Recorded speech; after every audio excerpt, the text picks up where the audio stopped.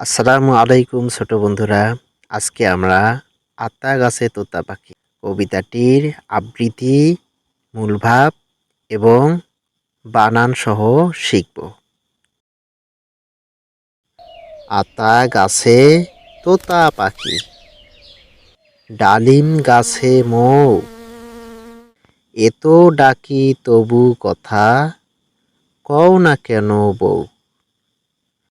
আতা গাছে তোতা পাখি, ডালিম গাছে মৌ, এত ডাকি তবু কথা কও না কেন বউ। কবিতাটির মূল ভাব হল গ্রামীণ প্রকৃতি, পশু পাখির সহজ চিত্র এবং এর মধ্য দিয়ে এক নববধূর বাপের বাড়ি যাওয়ার অভিমান ও লাজুকতার প্রকাশ।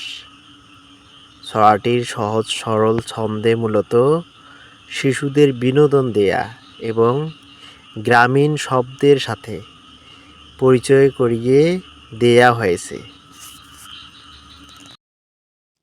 সরেয়া ত আকার তা, আতা, গ আকার গা, ছ ইকার ছে, গাছে, ত উকার তো, ত আকার তা, তোতা, প আকার পা, খ ইকার খি। আতা গাছে তোতা পাখি, ড আকার ডা, ল ইকার লি, ম, ডালিম, গ আকার গা, ছ ইকার ছে, গাছে, ম ঔকার মৌ, ডালিম গাছে মৌ, এ তো, এতো, ড আকার ডা, ক ইকার কি, ডাকি, ত ব উকার বু, তবু, ক থ আকার থা, কথা, এত ডাকি তবু কথা, ক ও কও, দন্ত ন আকার না, ক ইকার কে, দন্ত ন, কেন, ব রস ও, বউ,